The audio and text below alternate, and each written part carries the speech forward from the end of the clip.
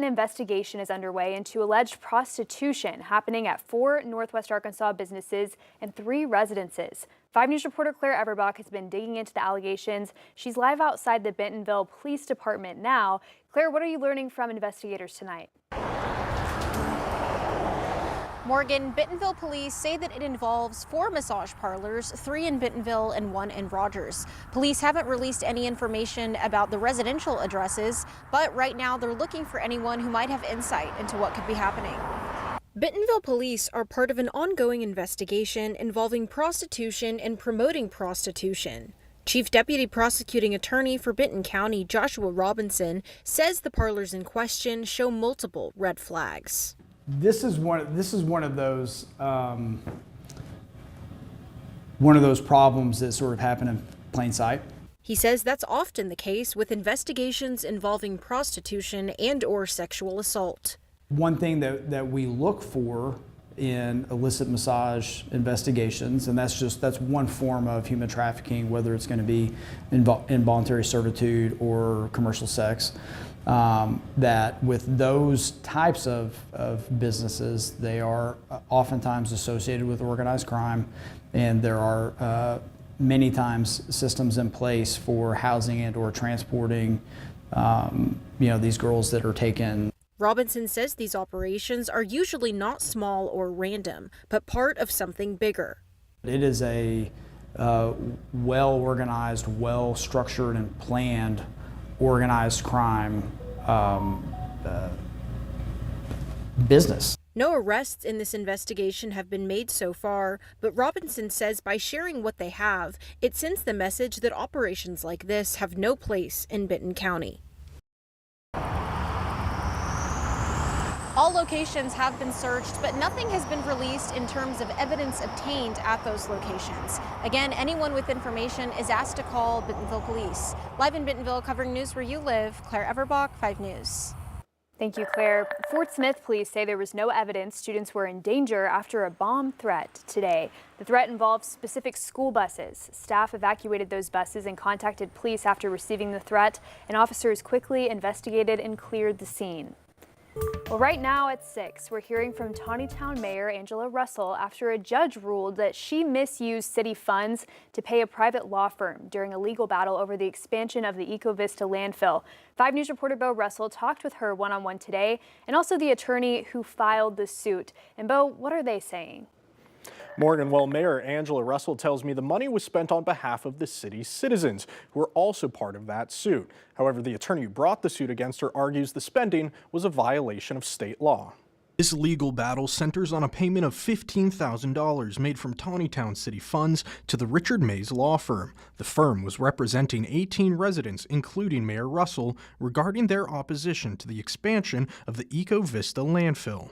You know, when a mayor's spending $15,000 of taxpayer money on private attorneys, that's just wrong. McCutcheon claims the funds were reimbursed only after the lawsuit was filed and insists the court order is vital for accountability. We think the lawsuit is very important for a couple of reasons. Number one, it holds her accountable.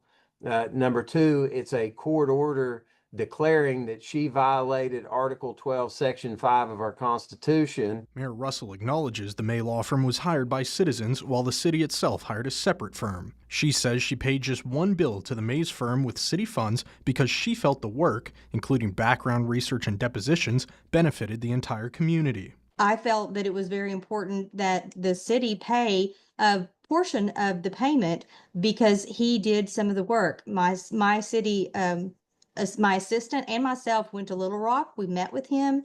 He did background work for us. He did depositions for us, shared it with the attorney that we hired.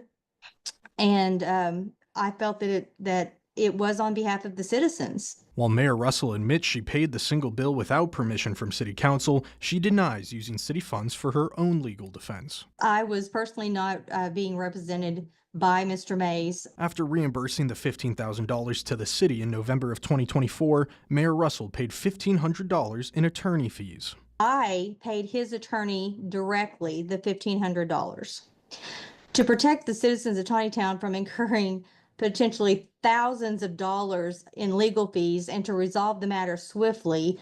I made the decision to personally pay the $1,500. Issue might not yet be over. I just talked hours ago with Washington County Prosecutor Brandon Carter, who told me this is one of 4 instances found in a legislative audit. Mr. Carter tells me he submitted that audit to Arkansas State Police last Thursday for further investigation. Now, I reached out to Mayor Russell for comment on this audit, but I have not yet heard back. Live in studio, covering news where you live, Bo Russell, 5 News. All right, thank you, Bo. Well, Arkansas Governor Sarah Huckabee Sanders announced tonight that Google is making a multi-billion-dollar investment in Arkansas. The tech company is planning to build a data center in West Memphis, which would be on 1,100 acres and could take around 2 years to complete. The project will reportedly focus on AI infrastructure, and Google will also work with the State Department of Commerce to offer artificial intelligence training to more than 10,000 Arkansans. Today in Rogers, city leaders are looking at ways to shape future development around the Razorback Regional Greenway. Rogers is one of 7 cities in northwest Arkansas the Greenway runs through. Hosted a field operations meeting today as part of an effort to develop a regional Greenway plan.